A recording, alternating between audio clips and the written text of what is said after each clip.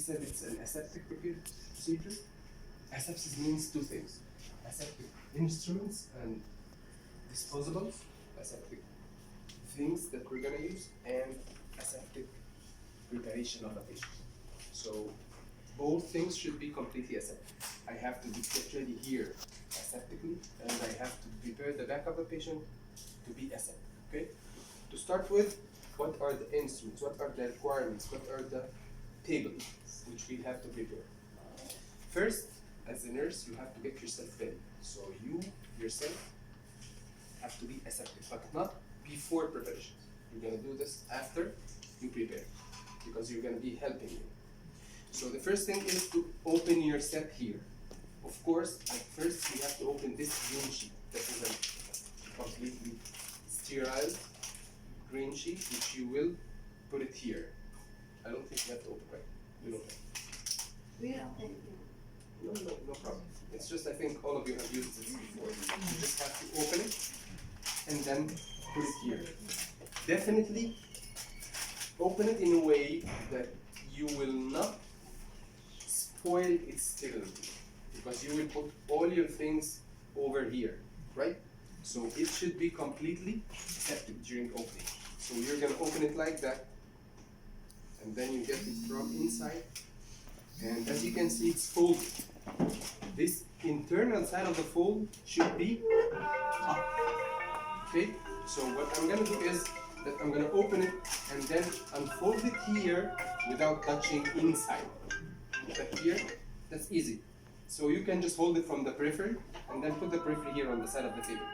Now, the area inside at the middle is completely sterile, and that's what we need to do. That's the first step to do. This is what we are going to put at the very basic. Okay? So this is number one. Now, actually, before we start, we have to get all our things ready. So what are these things? Definitely the patient is going to be in the DR. So she will have an IV line ongoing, she'll have an IV fluid ongoing, and everything is ready. Now we're preparing this, and then the next step will prepare the patient. So the first thing is preparing the table.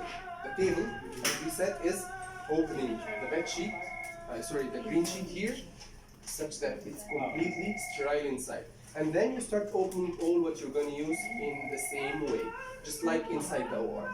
So you will open the gloves for you and for your physician, your doctor, okay? You have to open two gloves, one for you and one for the physician, because you will be helping me. Definitely you know this. Open it and just let it drop here on the green sheet, the gloves. And then, after the gloves, and this is a saline. This saline, as you can see, it's sterile. It's closed, right? So why isn't it the saline which is already available with the patient? This is not a saline which will be used IV.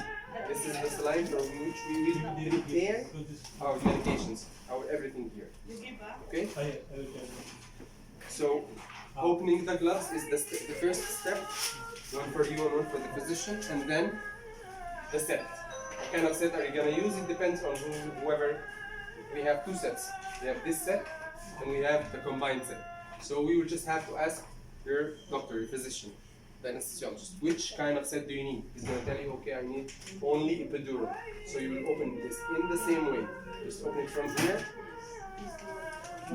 on the table, on the green sheet. So now the gloves are there. The set is open. Definitely you will have to use at least 2 more syringes. So you have to open 2 syringes, one 5 ml syringe and another 3 ml syringe. These are 2 syringes. Other than this, so we have a syringe here, but this is only for the epidural. This is only for the epidural. This is not for local. So you will have to do, what we have to do is to open another 2 syringes, one 5 and one 3. And then you will open the needles. We have the pink needle, which is the largest one. This is for aspiration. And then we have the blue needle, the green needle, and we have the gray needles. Okay, so you have the gray, that's the 27 gauge, this is the smallest one. Just like an insulin needle, this is the smallest one. Then the blue, then the green, which is the 18 gauge, and the pink, which is the largest one, this is the 14, which you can use for aspiration of medications. All are open, sterile. You're not touch anything. Till now, you yourself you're not sterile, right? You're not sterile till now. You are just opening everything. So we have the saline, we have the syringes, we have the gloves, we have the epidural set. Now, regarding the medications are never sterile, right? You will never get this sterile. It's always open like that. So what we care for is the aspiration site. So it have to be also closed. Don't use an old one, a used vial. You have to use a new vial. But the vial is always kept just like here, outside the green sheet. It's not inside the green sheet. It's just kept outside because definitely you're not going to use it at the beginning. You're going to use it by the end. Now let's start. Of course, you will have this to prepare the back of the patient. Now, in order to understand what we're doing, we have to ask ourselves, how do we insert the epidural? It's just very simple. We sterile the back of the patient, then we give local anesthesia, and then we start inserting the epidural. These are the 3 steps through which we insert the epidural catheter. First is sterilization of the back, and then local, and then epidural insertion. So you have to get ready for these 3 steps. Sterilizing the back is by chlorhexidine or whatever the kind of sterilization that we have, maybe povidone, iodine, maybe, I don't know, whatever, that you have to get ready. And then the local. We open the syringes and the needles for the local. And you will have the xylocaine vial, not this one. The xylocaine vial will be available also outside the table because it's also non-sterile, right? This bucane is used for after epidural insertion. So even if it's not available on the table, it's okay, we can get it later on, but it's better to have all your things ready. So the marcaine or the bucane and the xylocaine. Now once we have done this and everything is set, the green sheet, the gloves, syringes, the needles, everything is ready. Now you can call your physician and you're all set ready to insert the epidural. And whenever he arrives, the first thing to do is to open this tube. But before opening, you have to understand, and I think most of you, or maybe even all of you, know how to put the patient in position, right? First, we have to put the patient in position. Ask the patient to sit, because usually she's on her back. Let her sit and properly turn to the side of the bed, and you can put something below her feet so that her feet is supported, and ask her to lean forwards. That's how you can prepare your patient, and of course expose the back. All this is done while you are not sterile, right? You're doing all these things, and still now you're not getting sterilized or getting ready to wear. Once, also, you have to remember the plaster. This is how you will fix the epidural after insertion. So I don't think you're gonna need the extension lines and these things. Maybe you can like prepare them later on. But what you have surely to be available is epidural set, gloves, one for you and one for the doctor, the green sheet on which you will put all your things, saline, plaster, and xylocaine. Syringes. And of course, Syringes. Betadine. now regarding the plaster, we usually cut it in the form of 3 parts. 2 square like, and 1 or 2 long strips, like that, like this one. Okay? 1 or 2 of these, I'd think it's better to make 2, just in case. 2 of these and 2 square lines. Now we're all set. Everything is ready. As we said, first thing, as long as I got my thing, I will open the green sheet. I'll start opening my old disposables here on the green sheet. Now everything becomes ready on the table. Next step is get the patient in position and call the physician. He's gonna arrive. Once he arrives, you will start getting to sterilize. Now, you and me, I will also get to get ready by putting on the sterile gloves. So once, and of course, regarding me, for example, I have to use a specific type of gloves that they would know. What is that gloves? The disposable That's gloves. disposal gloves. Yes. Because I'm allergic, so Uh-huh. these are the minor things that you see, but it's only for me. This is the one. So usually this is not the main. That's the like very exceptional. This one is for. But this is because I'm telling you how to prepare, so you know whenever I'm there, you have to prepare From this our for. day doctors. Yeah, exactly. So whenever I'm ready with my table, patient is in position, I'm calling the physician. I will first, before anything, ask him if he needs any specific anything, like this for gloves, if he's allergic, like whatever. Sometimes you need epidural combined. So you will find differences between the physicians. But basically, you have to prepare these things. These are the things that you have all to know and all to prepare for any physician. Now, once he arrives, patient is ready. We'll open The betadine. whatever it is, Betadine. sterile kit, whatever it is. Disinfectant. Sometimes these are not available, whatever.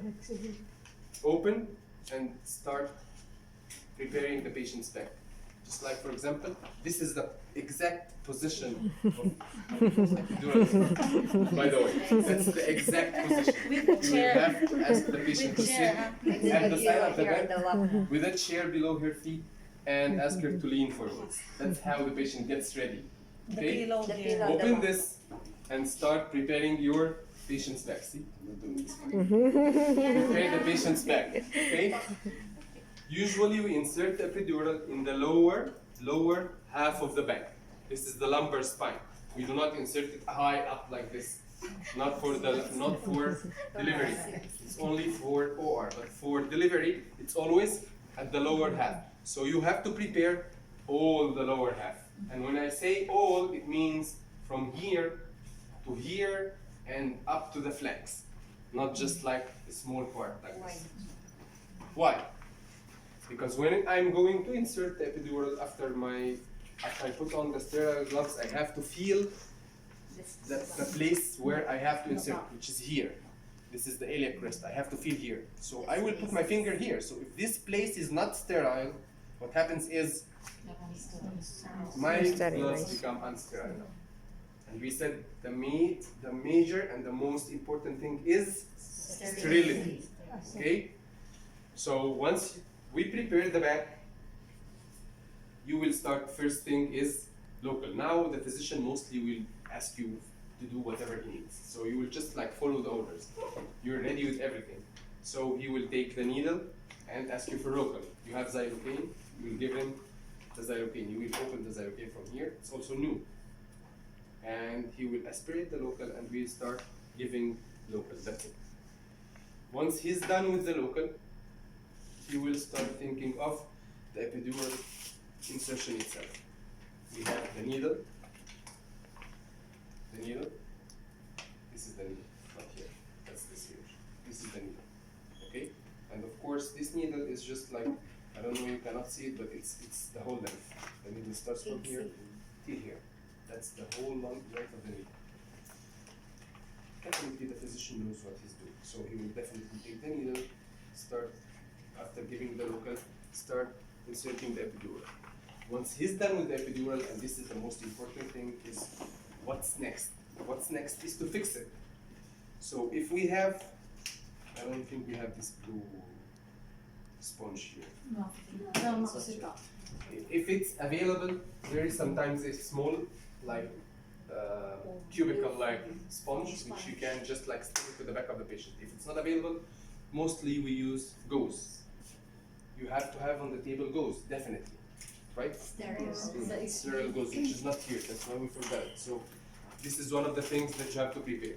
The green sheet, the gloves, the saline, the gloves, if ever for you, the plaster, the epidural, and gauze. That's very important, and the gauze. Because usually sometimes it's missed. The gauze is very important because once we start giving local, we have like, once we sterilize, we might need to like dry up this, and then whenever we give local, sometimes blood is coming back, so we have to clean it up and then start inserting the epidural. If it doesn't come from the first time, sometimes the physician needs to repeat in another space, so we'll have to use gauze as ever. Once we finish, if there is no this piece of, I don't know, this sponge, then we can, usually we use the gauze to just like fold it up and put it on the back of the patient. And usually the catheter is like folded like a curve. We have always to do a curve. This is not like, I mean, this is not like an option we're doing. No, this is real. It's written in books that once you insert the epidural, just make a curve first and then put it on the back. This curve is important so that it avoids kinking of the catheter. If you just take the catheter from the back and fix it like that, like if the back is like this and you just get the catheter and put it on the back directly, it can easily kink and close. That's why we have to take it out, put it in the form of a circular curve, and then on the back of the patient. Here comes the time of the plaster. You will open the first one and then fix it on the back of the patient like that.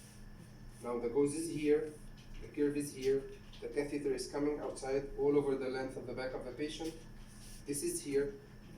You will open this next and you will put it like that on the patient's back. And finally, the last one, over all of it. Okay? Why are we doing this? Because we have to put this in between the two to make sure that it will not move.